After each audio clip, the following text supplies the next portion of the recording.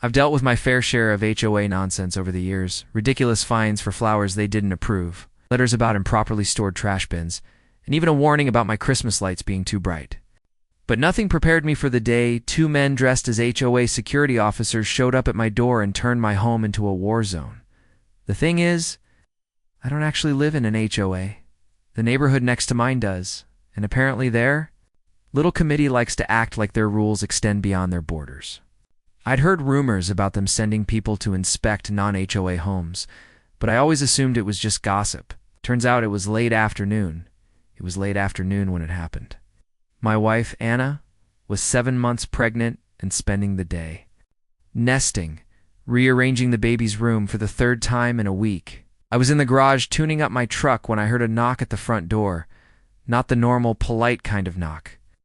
This was loud, demanding, the kind of knock that says, "Open up or else," Anna answered before I could get there. That's when the shouting started. Two men in black tactical pants, dark polos with HOA enforcement embroidered on the chest, and shiny badges clipped to their belts, stood on the porch. They carried radios, tasers, and a clipboard. Had a smug grin. The other just looked bored. "We've had multiple reports of code violations at this residence," the grinning one said. "We need to conduct an inspection." Anna frowned. "We're not in your HOA. You have no authority here." Smug badge leaned forward. "Ma'am, if you don't comply, we can fine you and pursue legal action." You'd be surprised how quickly liens pile up. I stepped into the doorway, wiping grease off my hands. She said no. "Get off my property." Smug badge gave me a once-over, clearly sizing me up. "Sir, interfering with an HOA inspection is against the law," I laughed. "What law?" "The imaginary one you made up in your clubhouse." That's when the bored-looking guy suddenly shoved the door open with his shoulder, slamming it into Anna. She stumbled back. Her arm caught between the edge of the door and the wall with a sickening crack. She screamed in pain and clutched her arm. Already swelling, my vision tunneled. I didn't think. I moved. But before I could reach them, Smug badge yanked a can of pepper spray from his belt and aimed it at me. "Back off." I froze, not because I was afraid, but because in that split second, I realized something important. These weren't real cops. They were fakes. No real officer would pull a stunt like this. Which meant they had no idea what they had just walked into. "You see, my father, who lives with us, isn't your average retiree. He's a 65-year-old former Delta Force operator, 30 years of special operations under his belt. When you grow up with a man like that, you learn the sound of him moving. From the back of the house, I heard it, the almost imperceptible scrape of a chair leg, the soft creak of floorboards. And then all hell broke loose.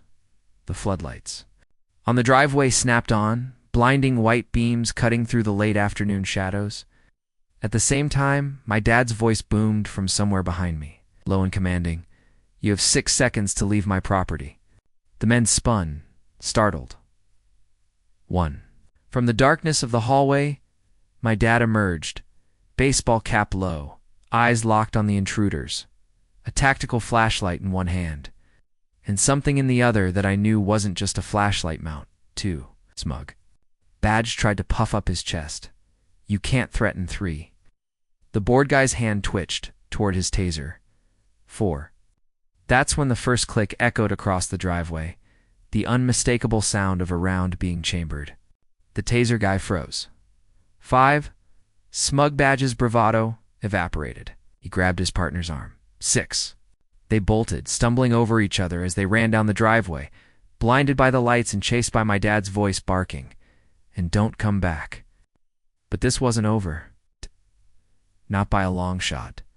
Anna was sobbing, her arm cradled against her chest. I called 911 while my dad locked the front door and pulled the security footage from the camera system. The dispatcher sent both police and an ambulance. Within 10 minutes, our quiet street was swarming with flashing lights. The real cops were furious. Turns out, impersonating an officer, which is exactly what those HOA thugs had done, is a felony. Ad-breaking and entering, assault causing bodily harm, and trespassing. They were looking at serious prison time. We handed over the footage, which clearly showed their faces, uniforms, The moment they injured Anna, one officer recognized them immediately. These two have been a problem. They work for a private security company, the HOA contracts, but they've been acting way outside their authority.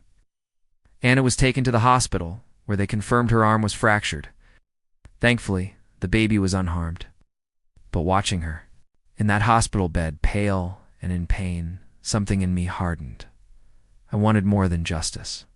I wanted to make sure these men and the HOA that sent them never hurt anyone else. Over the next week, with my dad's help, we compiled everything: medical records, security footage, witness statements from neighbors, and even a few recorded voicemails from HOA board members threatening fines.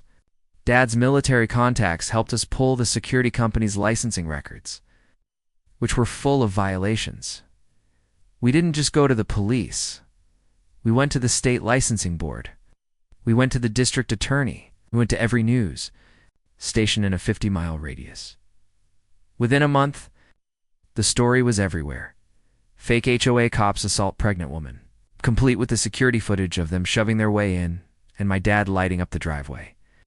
The HOA board tried to claim they had no idea their contractors were doing this.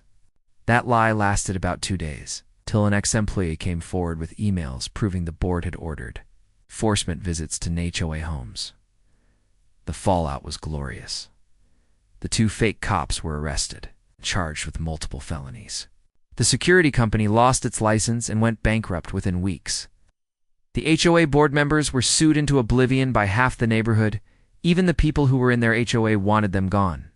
As for my dad, let's just say his legend in our neighborhood grew tenfold. People still talk about the night the driveway lit up. He just shrugs and says 6 seconds is generous. Anna recovered fully before the baby was born.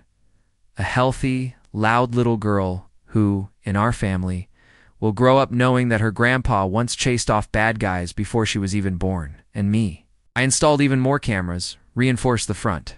Doran made a personal vow. No matter who shows up, nobody gets past my porch without my say-so.